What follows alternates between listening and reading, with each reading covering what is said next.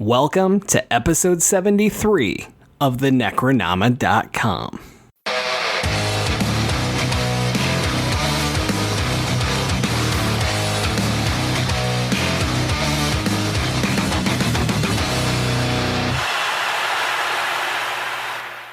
Guys, Gory Cory is back. Oh, sorry. Let me try this again.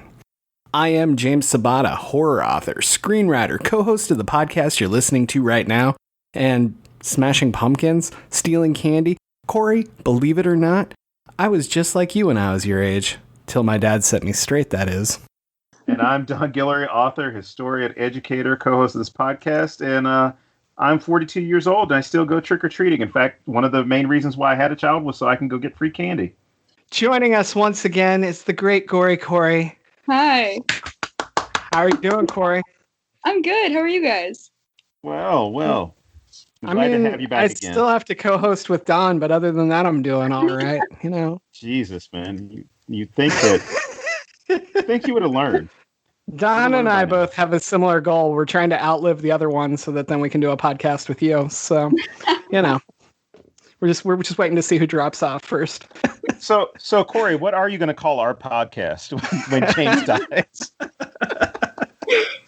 Oh God, that's a great question. Who knows? I guess we'll have to find out.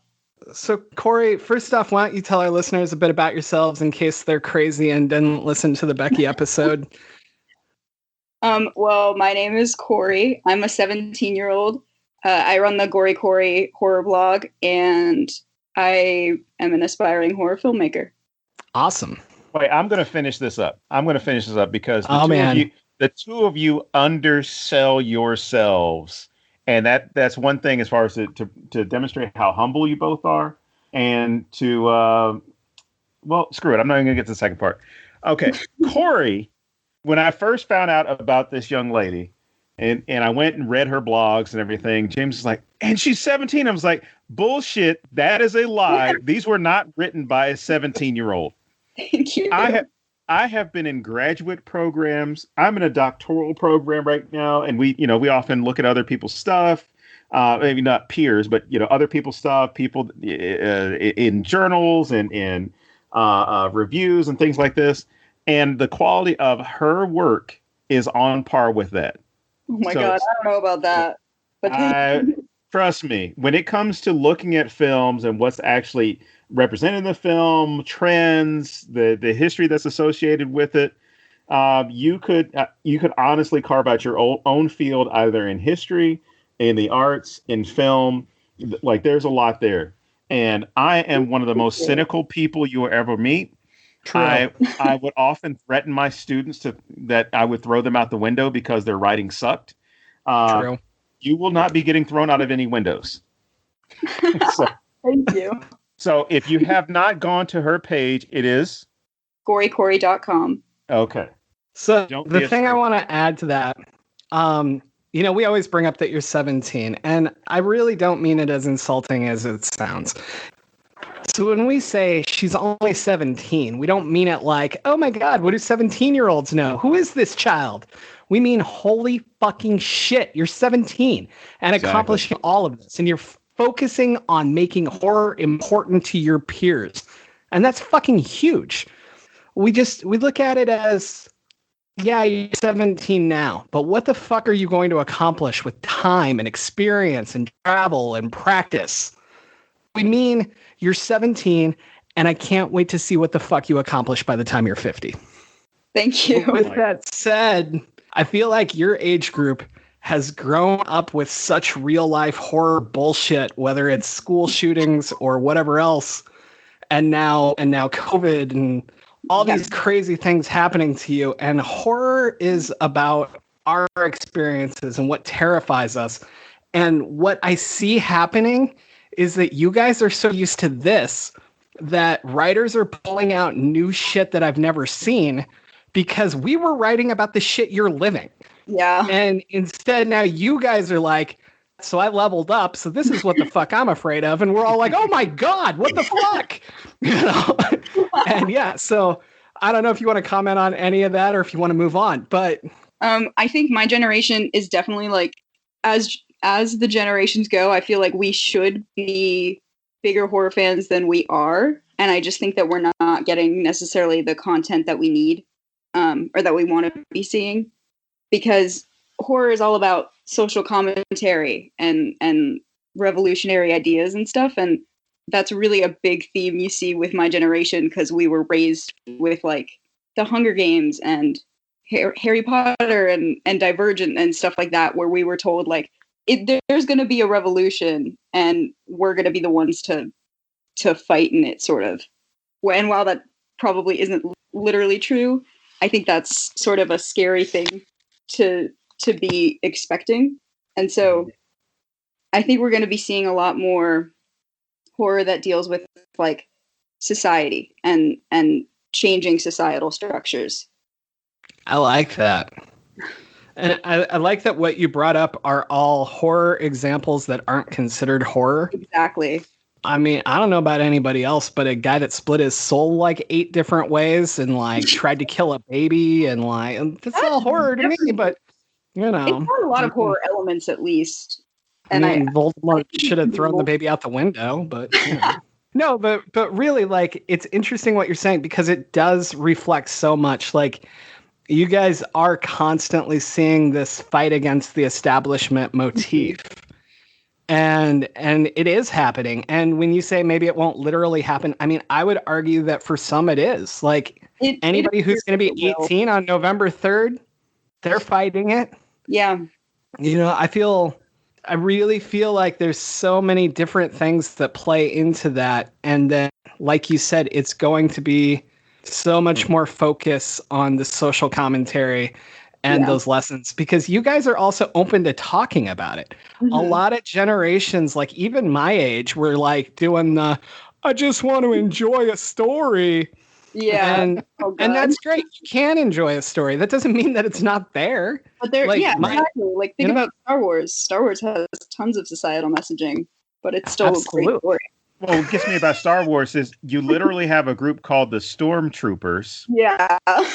And people, you know, I'll just go, you know, the most recent trilogy. It's too political. I'm like, were you not paying attention to, you know, 1977 when this movie came out, or the series first came out? Yeah, exactly. Because it was political from the beginning.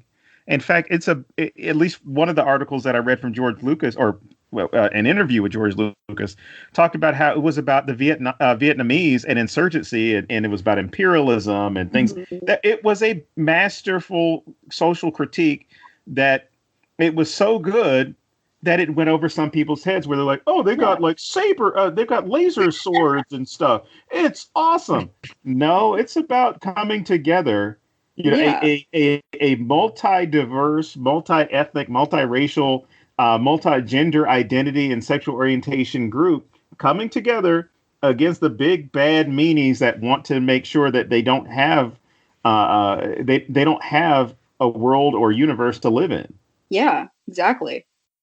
And I think most horror films are the same way. Most horror films deal with some kind of political message or social message. And I think we're definitely going to be seeing more films like Get Out and Invisible Man that really deal with that. I hope so. I mean, I feel like all horror has a message, but I hope that we're getting the direct message like this. I think it's so important. One of the big things I always come back to is you can't make things not political.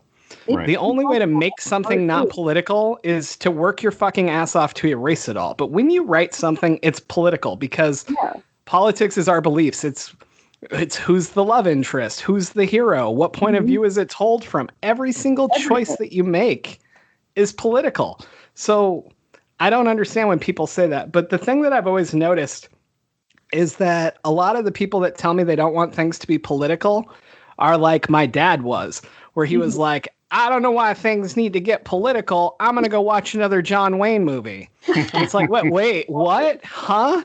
The guy with the guns who's trying to be the good white guy killing all the evil Native Americans, that guy? You don't want things to be political? Okay. Yeah, exactly. You know, and I feel like what people mean is I don't want to hear thoughts that don't agree with mine. And And it's the long way to get to this, but I feel like horror, we go out of our way to see shit that doesn't necessarily agree with us because that's what makes us uncomfortable and scares us. Exactly. And it sort of forces us to think about things that we'd rather not. Definitely. I suppose we could talk about the film. That's why people are here, huh? Maybe. I mean, we're going to come back to a lot of this anyway. But, we most definitely will. So, I'm just going to go first because I feel like, I always ask people, why'd you pick this? And I'm the one that picked this. And then I stalked Cory down and said, you have to come back and you have to talk about this film. And if you don't talk about this film, you don't get to be there. No. And so I'm going to answer, why did I pick this? And I picked it because it is literally my favorite Halloween movie ever. Yeah. It is a movie that I feel truly encompasses the feeling of Halloween. I could watch this at any time of the year and I am literally transported, like everything in me, that feeling. It's October and it's Halloween and that joy that I get from the holiday is imparted on me every time I watch this film. And I love that it actually completely focuses on the traditions of Halloween, the consequences of not following those traditions. And then the biggest thing to me, we'll talk about this more, but I like that these 4 different stories basically touch the different parts of how we interact with Halloween as we grow up. Mm-hmm. You have a kid with his dad in one story, and then you have teenagers with their friends in another story. And then you have the 20s where it's all sex driven.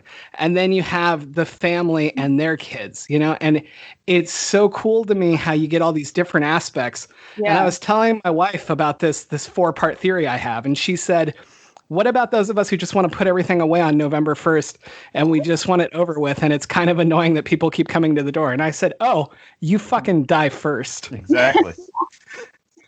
So, because that's what happens to poor Leslie Bibb at the beginning. But why don't you guys tell me your feelings on this and how much you've watched it and whatever. Yeah, I think this is by far like the quintessential horror film for Halloween. Like, this is the Halloween movie. And I love how it really is just like a love letter to the holiday and how it goes into all the traditions and the history of it. And then it brings in like Charlie Brown and a lot of cute, more modern things. And I just think it's really great. I was going to say, I really don't have anything to follow up with on that because the two of you touched everything that I would normally touch on. But I would say the thing that this film does for me, and I've had trouble thinking about what would be, my favorite Halloween movie, because I've never thought about Halloween movies in that sense, because I would have broken it down a different way.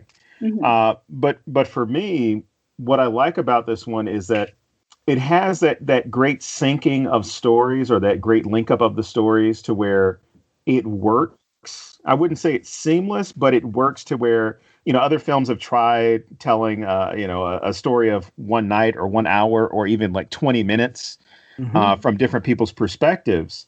But this one gives you an insight as to what is taking place in this small microcosm of America, to where, it makes you think, what are my traditions? What are the rules? Or, even disputing the rules that you don't think about because nobody really, they're not written down rules. Mm-hmm. It's, it just, where James was talking about with the start of this film, it all starts as soon as Leslie Bibb is like, oh, well, let's blow this out, blowing out the jack-o'-lantern. Mm-hmm. And typically you weren't supposed to, at least my understanding of it was, you don't blow out the jack-o'-lantern until all the trick-or-treaters are... It's like when you're popping popcorn. If there's a break in the amount of kernels that are popping, that's when you take it off the stove or out of the microwave, or just shut off the machine. I like that. There are obviously people still trick-or-treating. So it's not even the concept of, oh, well, you're not going to get up early tomorrow and do this. You're going to sleep till 12, and I'm going to have to clean this up by myself, and my mom's coming over. And I'm thinking to myself, like, your mom should know the rules of Halloween. If your yard is clean on November, my yard still looks like Halloween a week after. Ours does too. Like I don't like putting out Christmas decorations before Thanksgiving because that's another one of those rules. I think you should have about a few days after, Halloween to go off of.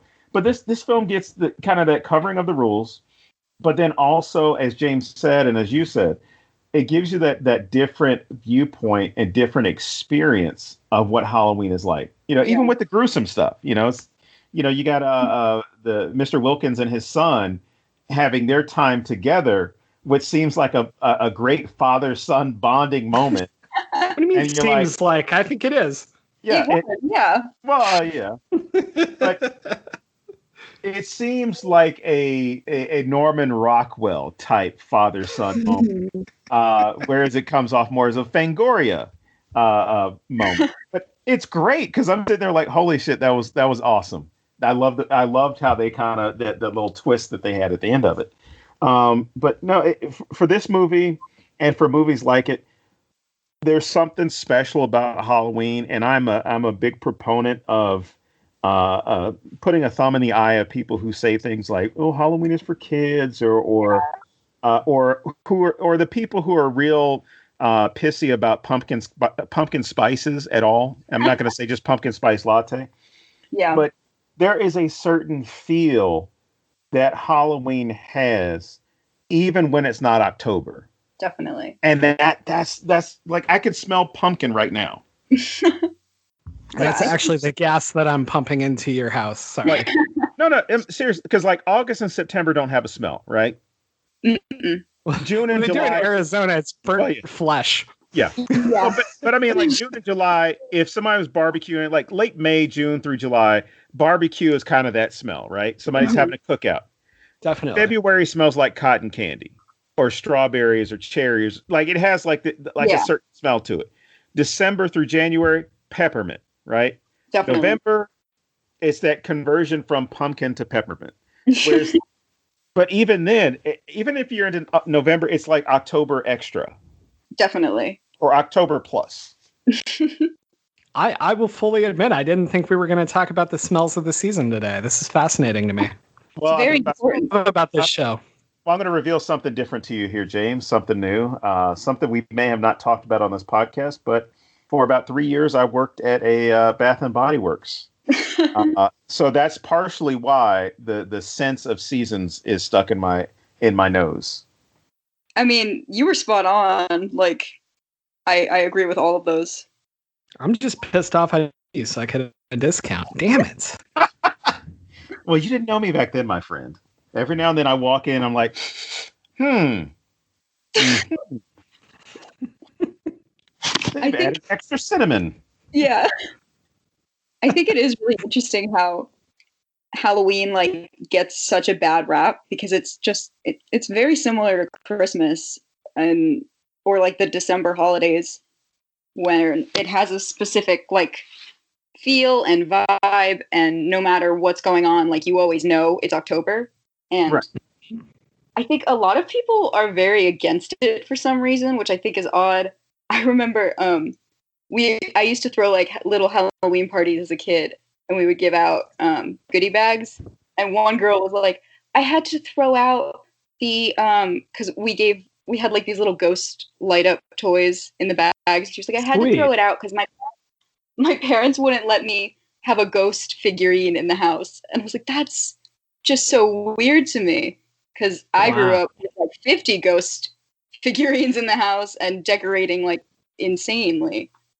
So I think trick or treat sort of makes Halloween in a way like a Christmas level holiday and sort of brings that back, because I think a lot of people don't like to think about Halloween as being the same level as the December holidays, but I think it really is. Well, it's interesting that you brought that up because my own experience is kind of the same as your ghost story, for lack of a better term. And it really comes down to religion.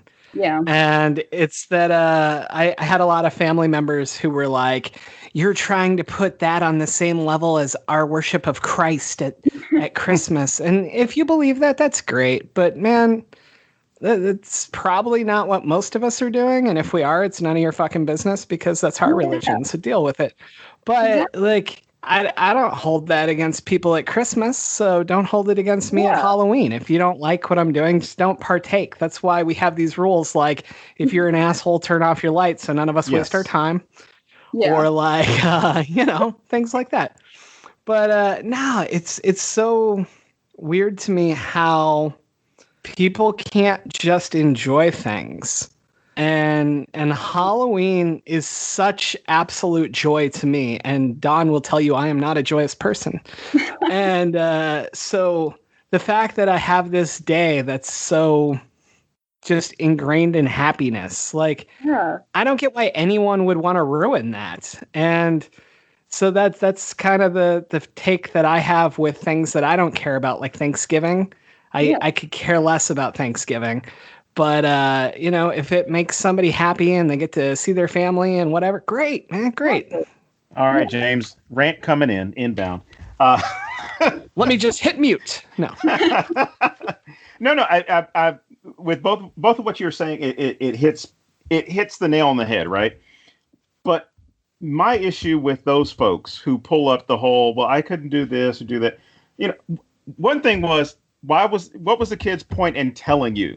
Is problem number one for me. Like, if it's something like, not that my parents told me this, but I understood from my parents, like, if somebody gives you something, say thank you. If you use it, tell them how great it was. If you don't use it, just whatever, right? But you don't go back and tell somebody something sucked or you couldn't use it or I don't agree with what you're doing. You go about your life. And so my biggest problem with people who want to just crap on Halloween or any other holiday for that matter. I mean, real holidays, not, I just looked this shit up on Google and made it, hey, it's hot dog day. Like, no, stop. In fact, hot dog day is not today. I already checked the calendar. But if for some reason you revere Halloween on the same level as Christmas, that's your business. That's your business. If you happen to enjoy things, if other people are enjoying things, is not causing harm to anybody, leave them the hell alone. Yeah, like decorating for Christmas before Thanksgiving.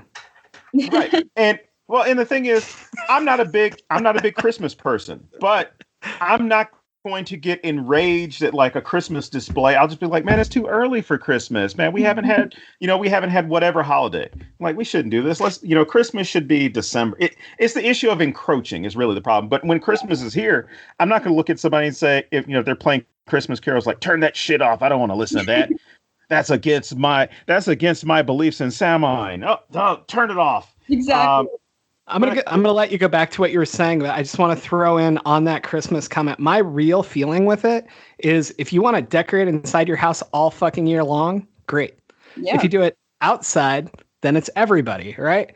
And that's how I feel about like music. Like, if you want to play Christmas music in your house, I don't give a shit. I'm not there. Maybe I play Christmas music. You're not here. It doesn't fucking matter, right? But if I'm like in a store and it's August and you're playing Christmas music, I'm gonna be mad. Yeah. Unless it's a theme.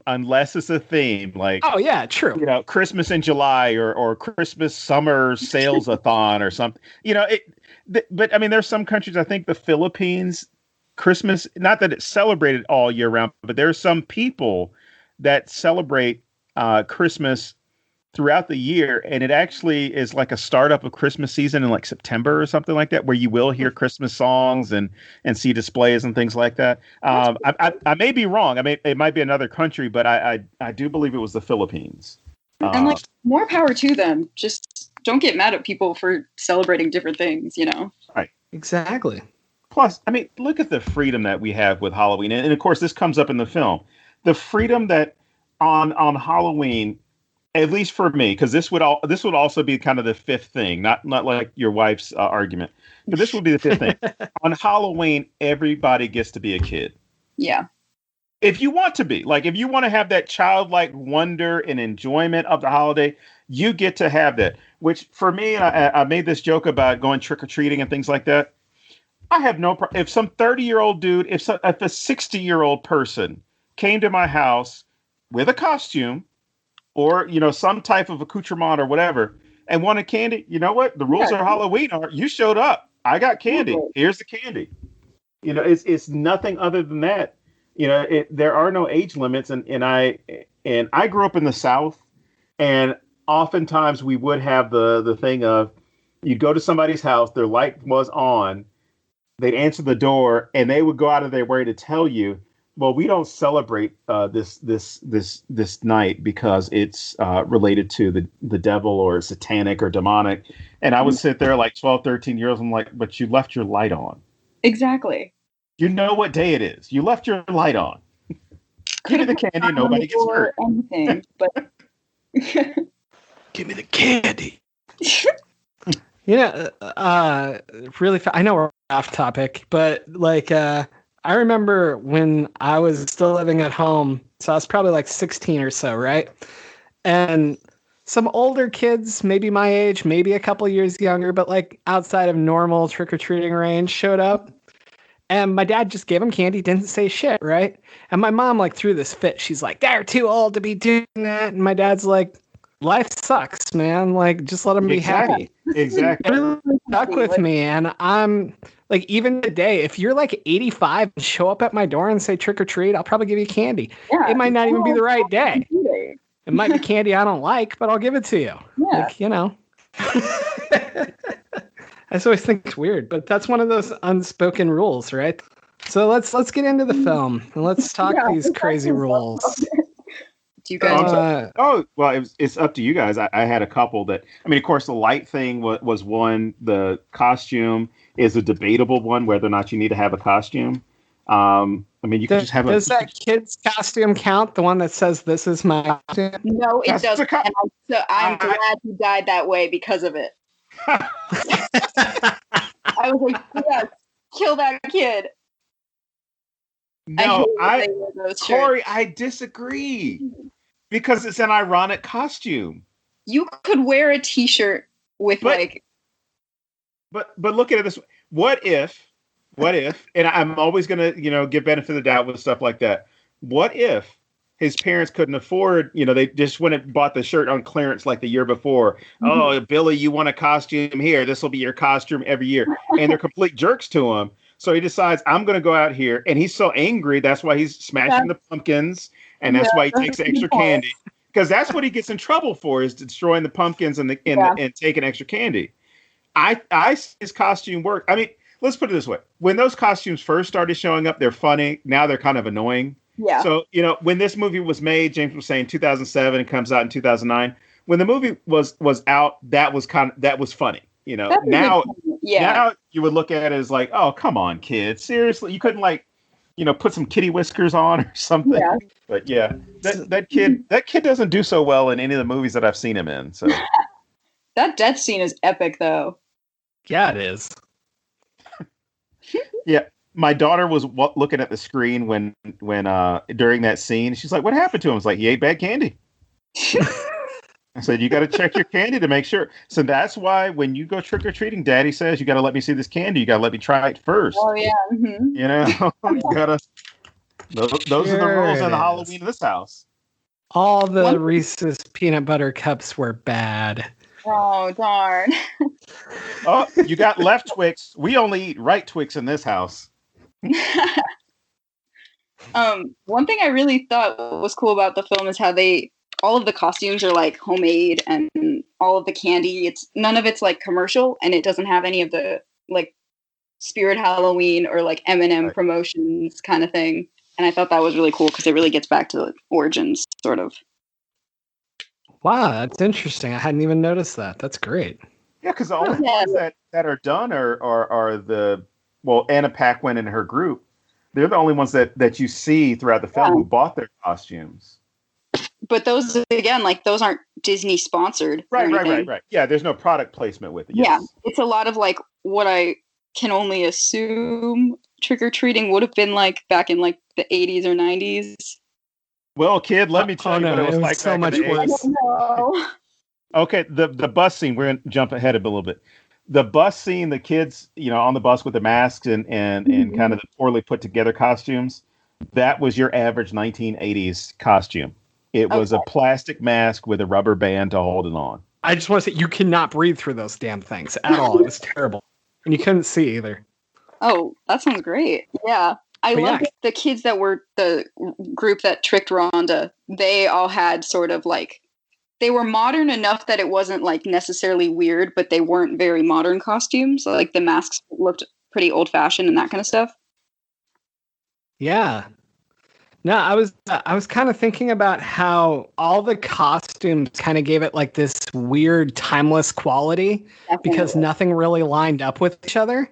Yeah. Like that the vampire guy who we'll get to later, like his costume doesn't line up with their costumes, and like even the 20-year-old girls, like their costumes, like none of these felt like they were from the same time to me. And I thought that was kind of a cool way to keep it more timeless and to separate the stories while still keeping them all together. Mm-hmm. Yeah. And I also love the contrast between the one girl that has like the angel costume and then Rhonda, who's supposed to be sort of like the witch weird kid. Can I just say how messed up it is that they call Rhonda the retard, a word I hate with a passion, by the way, but they call her that, and then they take her to this place where a bus full of people with disabilities was killed. I was like, what kind of asshole level is this? Like, my God. So horrible. Yeah. And it's all about picking on the weakest one, or at least what's perceived to be the weakest member of that group. Because even then, I mean, just to jump back, the story that is being told, you know, to scare Rhonda and I guess to scare the group, you know, when they go to the quarry or wherever this was. Yeah. James and I, in kind of texting back and forth, we were talking about the story and the whole idea that some of it doesn't make sense. Some of it kind of seems a little bit odd, but that's kind of how myths, legends, urban legends themselves work. I'm going to tell you some details that make sense, but then I'm going to give you some details that kind of seem like overkill. Like James was mentioning, you know, when we were talking earlier about how the bus driver, you know, the story is this bus driver was, you know, the driver for all the special needs kids.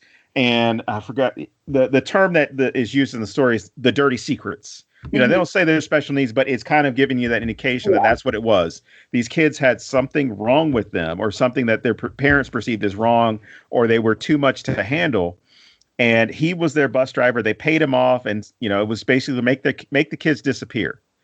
But in that scene, he stops the bus by the edge of the quarry, gets up and gives them candy. And for me, I was stuck between he's doing that to calm them down or make them feel at ease, even though they already had bags of candy and they're in their Halloween costumes. Yeah. But it's also this idea that, you know, one, the story is not being told right from the child's perspective, because I've heard this story from somebody else who heard it, from somebody else who had heard it. And it's the telephone game all over, where I'm telling you shit that I thought I heard in the story. I'm telling it to you now. Somebody else is going to tell the story in a different way. Maybe they'll include the kids being locked down and locked to the chairs. Maybe they won't.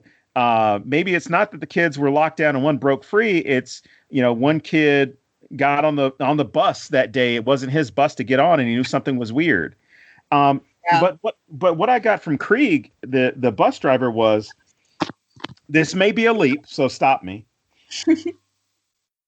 That Krieg and what he is doing is no different than the eugenics programs and the cleansing or ethnic cleansing and disability cleansing programs that the Nazis had. And so, you know, one of the kids gets up, drives the bus over, and kills everyone because he wants to go home, but he doesn't know how to drive the bus. Krieg, that kid was a terrible driver. That was so heartbreaking. Oh, right. Well, the whole line, "I want to go home." Oh, God. I had to pause it at that moment, because I'm sitting there thinking, like, these kids know something is wrong. Like, as much as their parents, you know, and your shitty parents, if that's the way you think about your kids. Yeah. But as much as these parents see that they're deficient in some way, these kids know.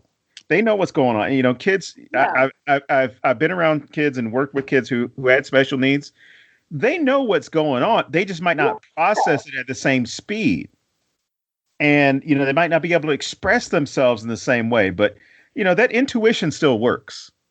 Yeah, and I think the ableism in this film is so interesting, because like most of the characters that do have some kind of disability, we see them sort of like winning against the people, whether it's driving the bus or the elevator. Right.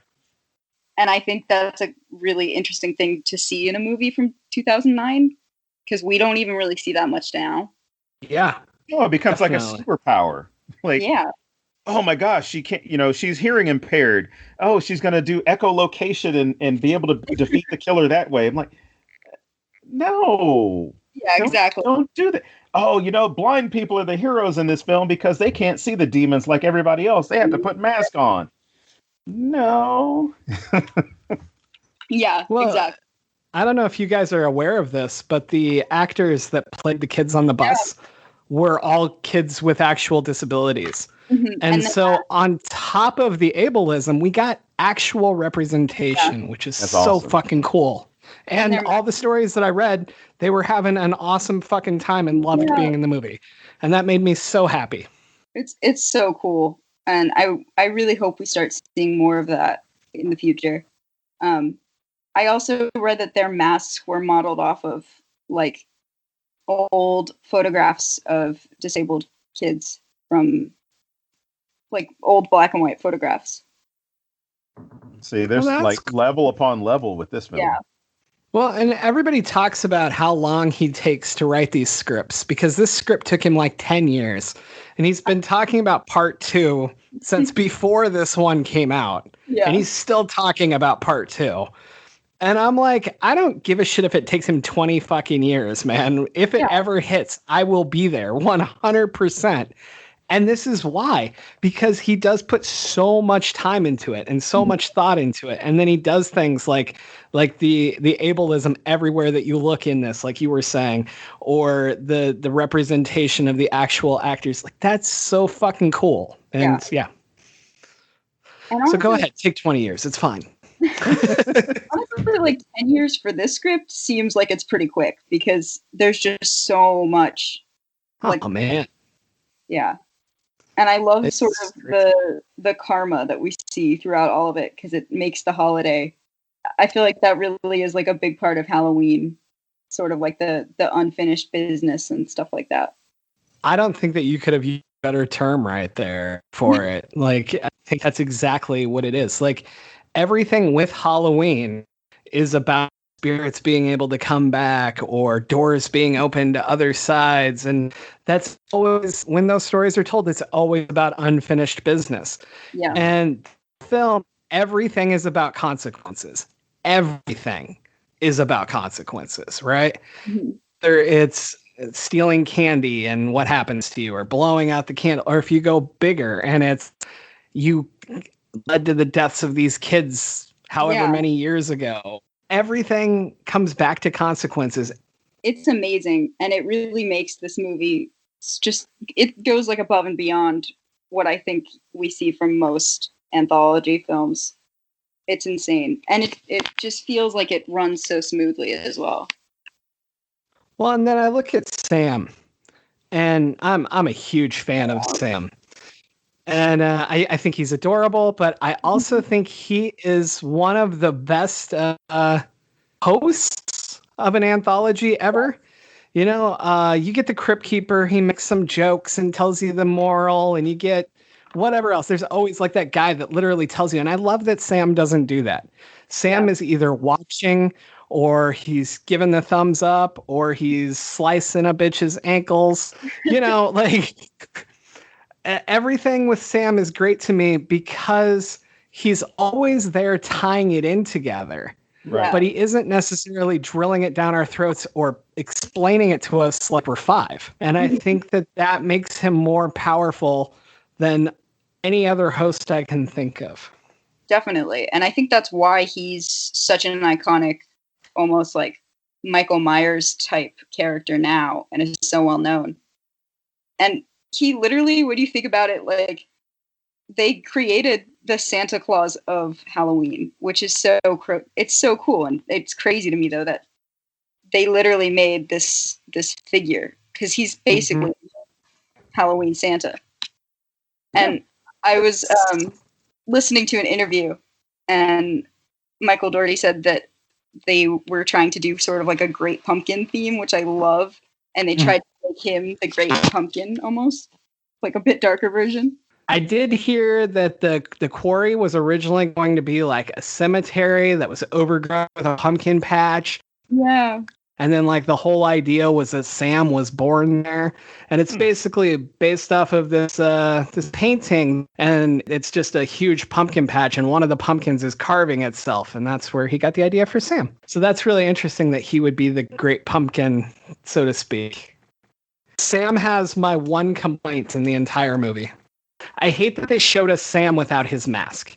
I would have much rather he take it off screen. Maybe we see Krieg's reaction. Krieg, whatever the fuck his name is. Maybe we see his reaction, and then instead of what Sam looked like, I feel like some of his power taken away there. I love when they stab him and then like fucking pumpkin guts come out. That's great. Right. Yeah, you want that mystery. Yeah, it's just not as impactful. Yeah. I think maybe if we had just seen it for like 1 second or something where we almost missed it, because I think I would have really wanted to know what he looked like, but only just a little, not as much as we got. Like knowing what I know almost ruins some of the innocence of him. And yeah, he's slicing ankles and stabbing people with lollipops and all that shit. Yeah. I still want him to be the cute little innocent looking Sam, you know? That's what makes it great to me. So, I don't know. I think it would be interesting too if he could, change, if he could shapeshift as, whatever scares people the most or something like that. I'm just going to make that headcanon so that I like it better. Yeah. Maybe if we ever get a second movie. It'll be in the third one. I mean, you'll have to watch it because I'll be dead by then. But you and Don can talk about it on your podcast. We'll get you on a Ouija board and we'll follow you. What's this Corey? Now I want to do that. Now I want to have a guest from the beyond. Yes. No. Host taught us not to do that. But we'll do that when we do an on location show in New Orleans. I don't know if you guys noticed this, but one thing that made my day is I noticed that when I think it's Krieg is flipping through the channels. One of the movies that comes on is Scooby-Doo on Zombie Island, which is like one of my all-time favorites. And it's about like ghosts and unfinished business and sort of like get karma almost. So I thought that was like a cute little thing that he threw in there. Well, that's the Vincent Price one. I don't remember the Scooby-Doo one. That's great though.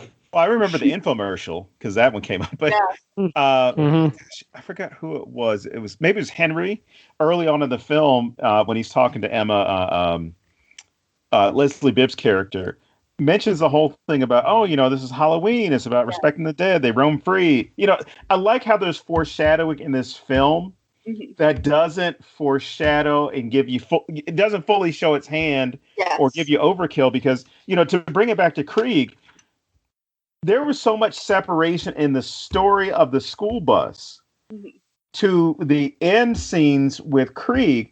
I had completely forgotten about the children in the school bus. Mm-hmm. So when they're devouring all the kids that were tricking Rhonda, down at the bottom of the pit, I'm not thinking like, oh, well, they came back, they were able to use the elevator and they came out of that area. And especially when they finally show up, I'm like, holy shit, he was the bus driver. And it all sits there almost like for a lot of people with the Sixth Sense, you realize like, oh shit, Bruce Willis has been dead the whole time. Spoiler alert, has been dead the whole time. But there's so much separation from that story. You got, I think, 2 stories in the middle and then his story. Yeah. And you're like, oh my God. Like you see that all this stuff is woven together to I think even to the point where was it Sam or Rhonda? Rhonda almost gets hit by the car with the girls. Mm-hmm. And you're just sitting there thinking like this is masterfully woven into one another to where we can tell these stories. You see how the stories relate and you get that full fear factor of how all this stuff works. It's like what horror anthologies, all of them should aspire to be because they just blend so well together. Yep.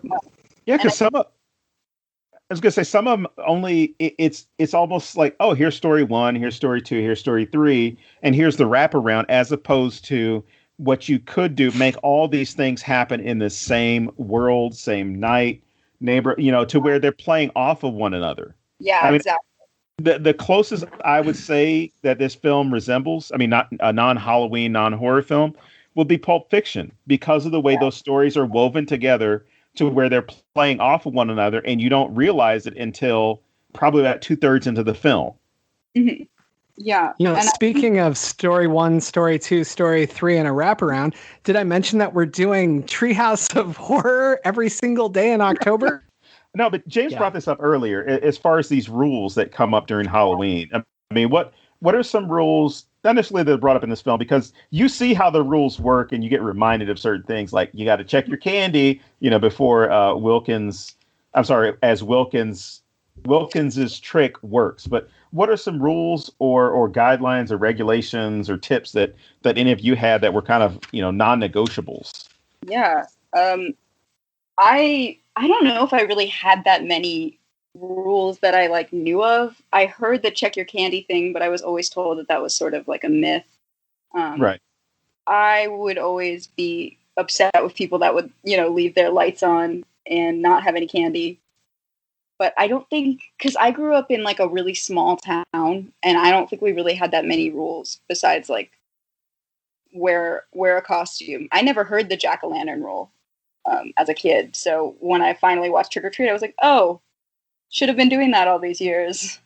I had a rule that I didn't realize was a rule. And when I say that, I mean a rule to me, like a deal breaker, right? And it was that you have to wait for sundown. Because I remember one of my friends showed up. One of my friends showed up at my house, fully dressed. It was 4 p.m. and I was like, what the fuck are you doing? And I don't know why, who cares, right? That's what you are. Great. But man, at the time I was like, look at this fucking loser over here. And it's so weird to me.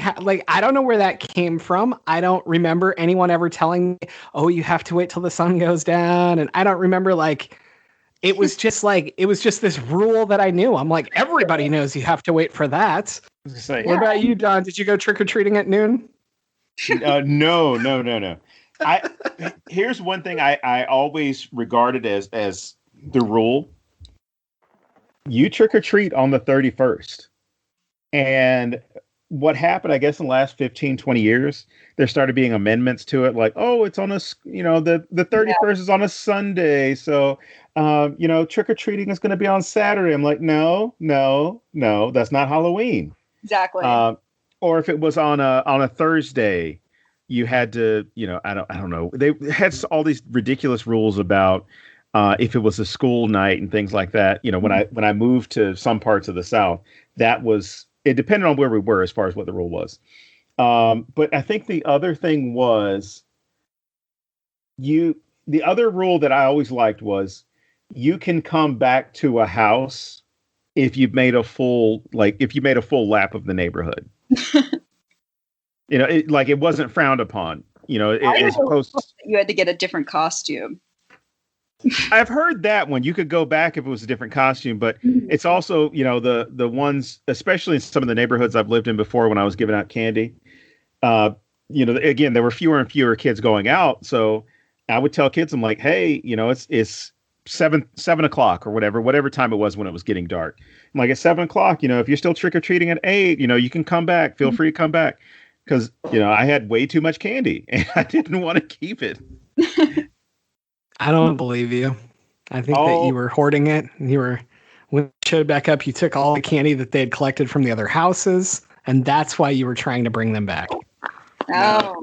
Well, the new rule is, or at least one of the newer, I'm going to completely ignore that. The newer rule that I think has become accepted was allowing the kids to grab their own candy. So if you got a bucket, a pail, or whatever it is, let them grab their own candy. Because, some kids might have sensory issues. Some kids may be on the spectrum and not, and actually see something that they want to take as opposed to something that's coming from your hand. So I like the way that Halloween has become a lot more inclusive to where we're sensible about people's needs. Yeah. Also, this is an unwritten rule, and it should be a written rule with Halloween. No matter how much effort or lack of effort somebody puts in their costume, still say nice costume. Yeah. Because I think that's true for comic conventions as well, for anyone listening to this. And that's where I learned it from was it doesn't, if somebody happens to be dressed as, I think the first costume I ever made was when I was like 10, and it was a Superman costume. And it was really just a t-shirt, a towel, and I just took markers and drew in the S and made it blue and all that stuff. Nice. And that was it for me. I mean, that was the last time I made a costume. But even then, it was effort that I was putting in. And one thing you don't want kids to hear is, "Oh my God, your costume looks so bad." Yeah. You don't know.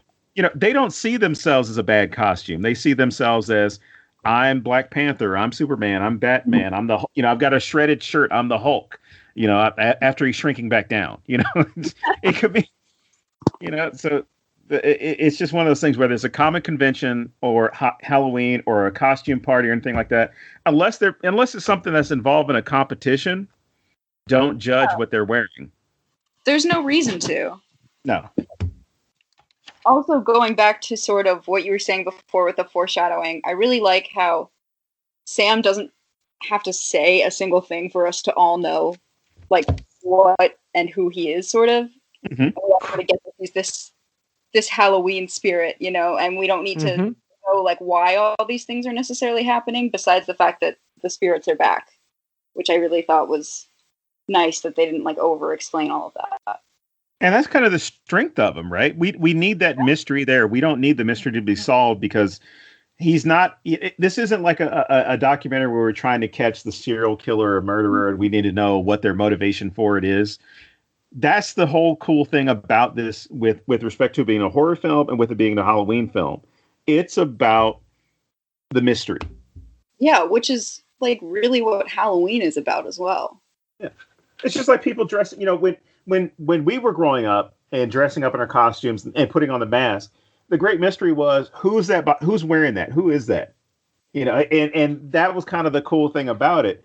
If I immediately tell you like, oh, it's me, Walter, or it's me, Sarah. It's kind of like, oh, yeah. This was such a cool thing. I like not knowing who you were because that's the freedom that you have during that holiday. Exactly. Yeah. What was your favorite costume, James, and Corey, for that matter? I should say both of you. Like my favorite that I wore. Well, favorite that you wore, or one that you got like a huge reaction from.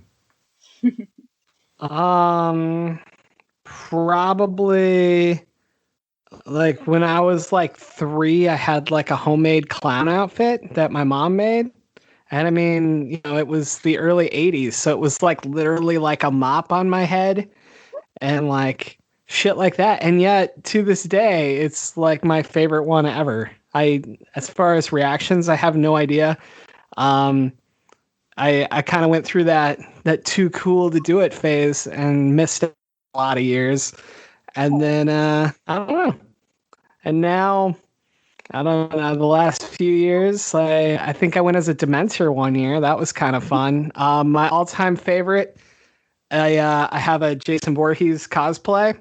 So I went as Jason for Halloween. And I was like fully in character. Like I was doing the slow stalking walk and shit, right? And there were these teenage girls who freaked out when they saw me. And they started running. I was like, ha ha ha, that's great. And so we got in our car and we went to like a different part of the neighborhood, right? Because we had like the kids with us and all this other shit. So it's just too much. And we got over there and I'm doing the Jason walk again. And these same girls came running from where I had been like 10 minutes beforehand. And then I was standing like right by the middle of the street and they lost their fucking shit.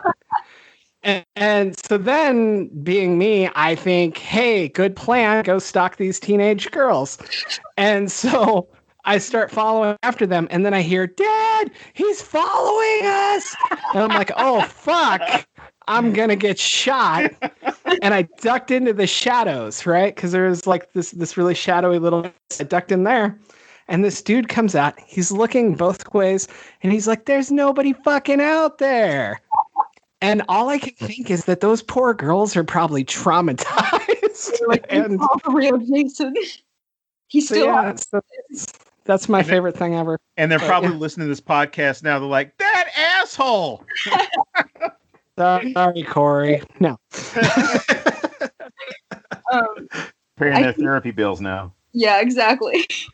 When I was in 7th grade, I was the Heath Ledger Joker, and I wore like full face paint to school, which was probably a bad idea, but I didn't really care at the time. And my teacher like made me turn around because she didn't want to look at me at my face paint. I was pretty proud of it. I thought it looked pretty good. And when I was really little, I had a like homemade costume that was Thorn from this one obscure Scooby-Doo movie, who was like my favorite character ever as a kid. And they do not make the costume for her, or at least they didn't at the time. And I was so proud of myself for like making the costume. The one that's sticking out in my memory right now is when I went as Dennis Rodman for Halloween. Fully. I bleached my hair and everything, so I had like a blonde. Actually, it was orange.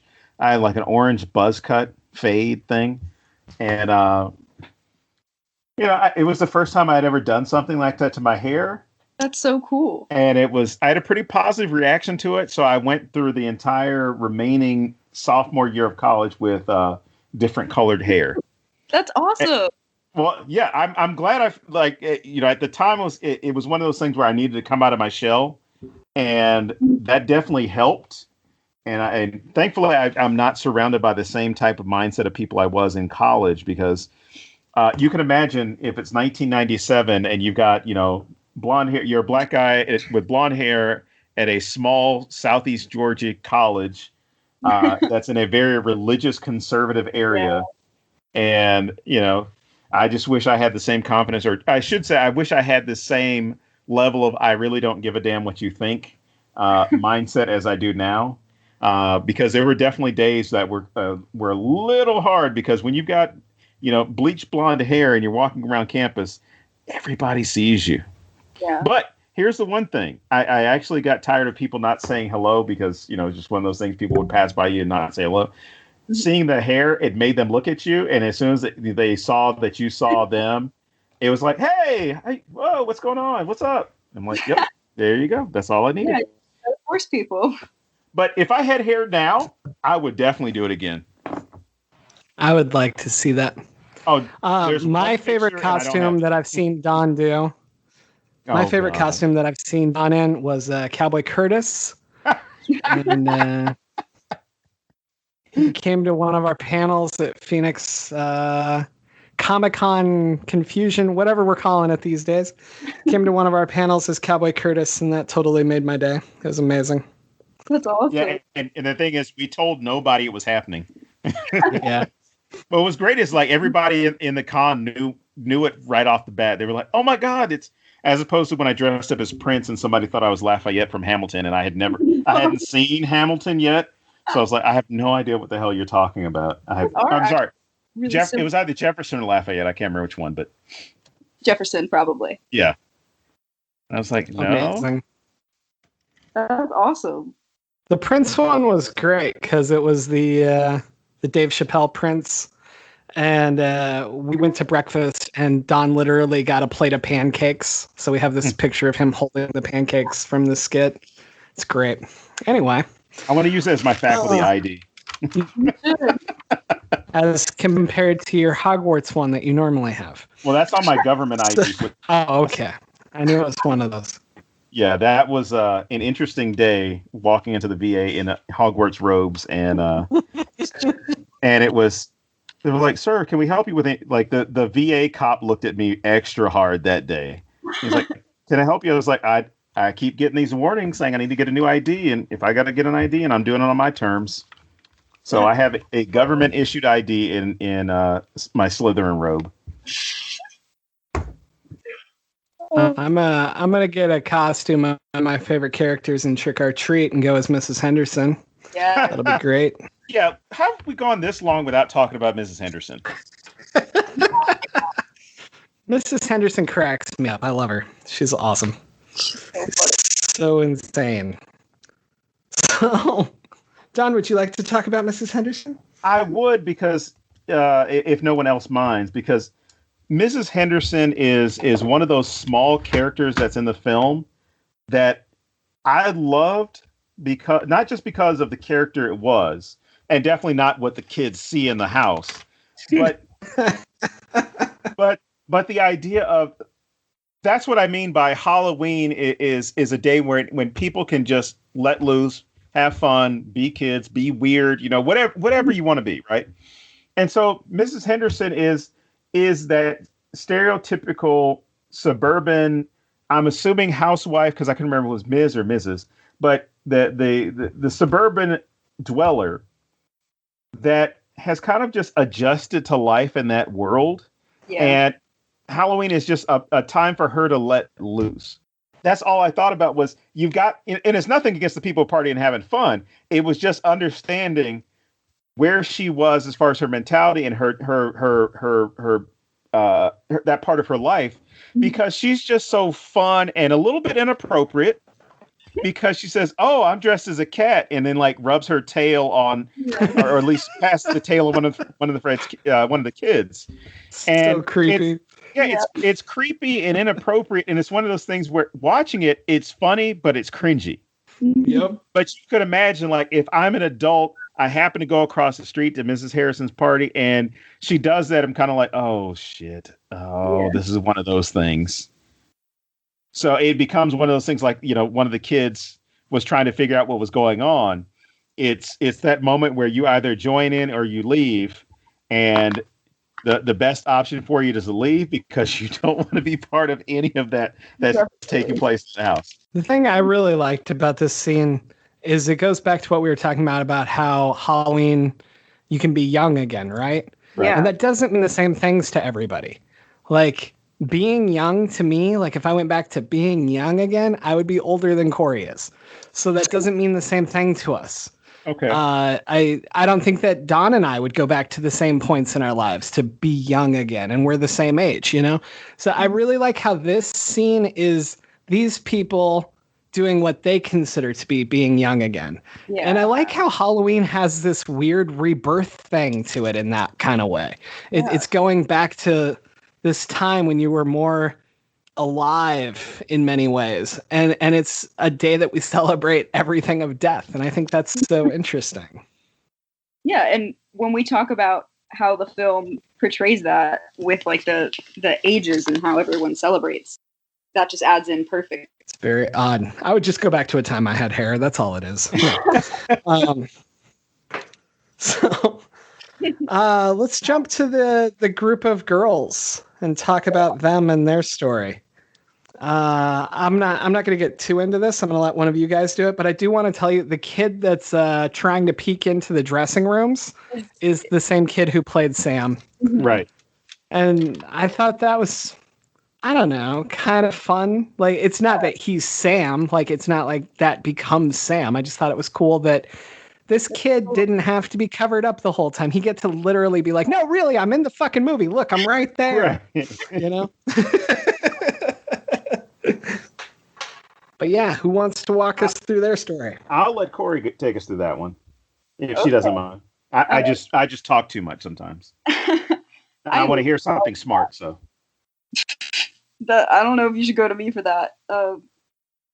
I thought that whole story arc was awesome, and I was not expecting it. And I think it's one of the only films where I've seen that sort of like the whole like, oh, she's a virgin. She's not a virgin. She's just never killed someone before type of thing was really great. And I thought that was hilarious. And I love that they ended up killing Wilkins as well. Yeah, go ahead. I was going to say, even the payoff with Wilkins being, you see him in the beginning of the film as far as what he does, and then you don't realize all the other stuff he does until he goes after Anna Paquin's character, Laurie. You don't realize who he is and what he actually has been doing all of Halloween. Whereas I don't think you would have been sympathetic towards him in the first place, but you would have been wondering, like, how the fuck did he get out in the woods? As opposed to now you have an explanation of why he's there, how he got there. But I love that they weave those stories into, or at least those characters into these stories to where, as you pointed out earlier, you've got karma playing out. This guy's been doing this stuff, and who's to say this is the only Halloween he's been doing it? Because he seems a little too familiar with this. So he's been getting away with it for a while until, there was the unlocking of or at least the returning of these souls. Mm-hmm. But yeah, even with the foreshadowing for this one, they set you up for one direction, especially with the language, the terminology, the phrasing. You're thinking initially you're thinking one way. And I texted James, it's like, she doesn't mean first time as in, sexual escapade. She means first time as she's going to kill somebody. Yeah. I know this one. I'm going to wait and see how he literally said something to the effect of, I'm too used to this. I know how it goes. And I was just laughing. I was like, good luck with that, because this is going to twist and you're going to be like, what the fuck? Yeah. Well, I wasn't expecting werewolves, but I was expecting kill. Which I need to bring this up, and I made the note to myself. I find it ironic that Anna Paquin plays a werewolf in this movie, considering that she was on the series True Blood, where she played a fairy who was in a love triangle, or I guess a love quadrangle, with two vampires and a werewolf. Mm-hmm. I found that interesting, where anybody who's a Truby will look at it and say like, oh, okay, so I guess she went to the wolfy side. Okay. All right. She's a traitor. But no, she was also in an X-Men movie with Brian Cox, who plays Mr. Kriegs. That's where Michael Dougherty met her, and yeah. I love that. I think that's such an interesting connection. Yeah. Wait, wasn't Wilkins in one of the X-Men movies too, or was that something else? I don't know. In something else. No, he's Spider-Man. Yes, Spider-Man. That's what it was. But no, it's I like the way that, of course, they turned, I guess, that old kind of the cliche on its head, to where you're expecting that these girls are going to be the victims. They're going to go out seeking something, and something bad is going to happen to them. Whereas the truth is, they're the ones that are going out to enact justice, or which makes you question, what were the I guess the crimes or the violations that these guys committed? Because it's easy with Wilkins, but what are the things for some of the other guys, as far as either of you with your speculation? I mean, do we speculate that they necessarily did even do anything wrong? Or that was going to be my question as well. Yeah. Well, that's what I think questions victims. Yeah, because I think that, but not all of them. Yeah, I think that brings it sort of to a Jennifer's Body kind of like area where they're just killing them for the sake of like getting to kill them and eat them, not necessarily good or bad. And I only ask that as far as if this were something to where the werewolves had some moral obligation, or some rules that were applied of, oh, we're going to kill, but they have to, with all the rules we talk about with Halloween, there has to be some rule that they broke it. Yeah. And not necessarily a Halloween rule, but Wilkins is out trying to kill people and pretending to be a vampire to do it, right? And he's killed other people. But also the whole thing with I guess you mentioned Jennifer's Body, but also the objectification of these women. Yeah. Because they lay that trap, which again, I love the fact that she chooses Little Red Riding Hood's outfit when they're werewolves, but that they're doing this to catch people somehow, because even the teller at the costume shop makes a comment about, her breasts, like her breast size, when he's ringing them up. He's like, oh, you're 30 double D or something. And he's like, oh, I'm so sorry. Just, and it was one of those things that maybe that's what it is. It's okay. Well, you screwed up because you said this about my body, or you did this, and we got to teach you a lesson. Mm-hmm. That happens a lot in films, and I've never seen that happen in real life. Maybe it's because I'm a guy, so I don't deal with it. But I've never been like, hey, I'll 36 see you later, it's such a weird thing to me. I don't know. James, but it just happens all the time. You're also not a douchebag, so. How dare you? I'm sorry, but I've known you long enough to know that you have a conversation, and your biggest problem is sometimes, like mine, remembering names. Yeah, my true feeling on it is usually like, if you do it, you did it on purpose. Right. You know what I mean? Like I've seen guys make comments and it's purposeful, but like movies often try to do that little backpedaling, like, oh, sorry, I didn't mean to say that. And like, I don't know, it always bothers me, but it's just another nitpicking thing. The thing that's weird to me with that specific comment is like why they would know bra sizes. Right? You don't wear bras, like it's sort of more difficult to understand the sizing. So I feel like that's always a weird comment. And it happens a lot, that exact, like, I don't know. Well, you bring that up because I think a few years ago, especially now that we are more open with this. There was, gosh, I can't remember if it was part of Me Too or if it was a different social media push, but there was that moment when a lot of women were expressing, sexual harassment or expressing on social media times that they had sexual harassment or the first time someone had made a comment. And I'm telling you right now, one, as a guy and as a father, it was shocking to me when I'm reading, oh, it was when I was 7. Yeah. It was when I was 8. And I'm thinking to myself, like, who the hell is doing? Well, one, who should be doing that in the first place to someone regardless of their age? Yeah. But then two, like going through your life after that moment and then having to think about, or even have because you're still in high school, you still have that reinforcement of those stupid dress code policies. Yeah. Which I can say now because I'm not working in public school, but the stupid dress code policies to where it's like, oh, don't, make sure your shoulders are covered because you don't want to be a distraction to boys. And by the way, it's not only to the boys; it's also to male teachers. Well, yes. I'm sorry. You're correct. Mm-hmm. And that's what's problematic because the question that I asked and continue to ask is if shoulders. Or let's just say the bare shoulders, if that's that much of a problem, it's not a problem for the young lady in the outfit. It's for the young man or the grown man who's looking at them that way. And I had one teacher come up to me and because I guess a young lady had been dress code violation or whatever in her class. She was like, well, why didn't you stop her? You had her in a period before me. And I looked at her and I said, I'm not policing a girl's clothing. Yeah. It's not happening. One, because of how it looks, and then two, I don't agree with this shit. Yeah, it's like creepy to do that too. That's literally just objectifying children. Yeah. Yep. Because I'm like, definitely.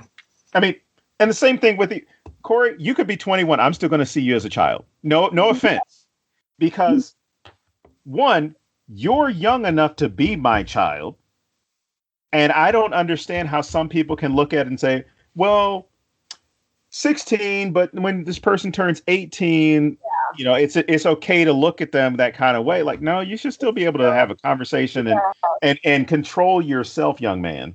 Exactly. Oh, shit. And same thing to Mrs. Henderson, because she should be able to control herself. Otherwise, you grow up and you can't be near other men, and you have to call your wife mother. And you know what? Never mind. Forget I said any of this. No, we're still going there, dude. Let's put the gaze towards women's bodies, and I love how they throw this out here in this film. The gaze towards women's bodies is thrown out there in your face to where you can't help but face it, because the women in that group are all dressing in a very provocative way for a reason. Yeah. Whereas the Brett Kavanaughs of the world would say things like, "Oh, well, if you're dressing that way, there's a certain way that you should expect for guys to ogle you and catcall you and things like that." And I love the fact that they put it in your face. Yeah. To where now these women, when you see them at this bonfire party or whatever it is, they're kind of sexing it up and making it all fun and everything like that. And it's clear, like, you fell for the trap. Like, you're the one who has been pushing this idea of if you dress a certain way, there's a certain way you should be treated. And I love how they flip it to where we dress this way. You judged us based off of that. So now we're going to flip it on you. Exactly. And you're going to be punished for judging us that way. And I think there's also a lot of like well, she shouldn't have been at that party, or she shouldn't have been drinking. Like, there's that argument as well. And it's like, well, look at all these guys that went to this party, you know? Yeah, exactly. No, Don and I were kind of talking about this before the show, but the nudity in this movie, I think, makes a huge social commentary because the first time that you see nudity in the film, it's a video because whatever his name is trying to hook up with Leslie Bibb and their life is so boring they need videos. And that one's very exploitive. That's 100% what porn is for right there, right? But then when you get nudity later in the film, it's very quick flashes during the transformation scene. And I thought that was really, really well done because it's not there for the male gaze. It's super fast. It's not honed in on. It doesn't linger. Like, none of this is an excuse to just show boobs and, oh my God, let's look at these boobs now, which you get constantly in horror. And I thought what Doherty did here instead is so interesting because it became just another body part during transformation, and that's all it is.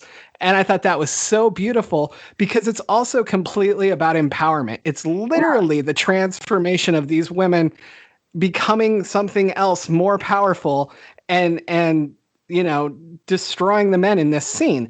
And I thought it was such an interesting moment to use nudity this way.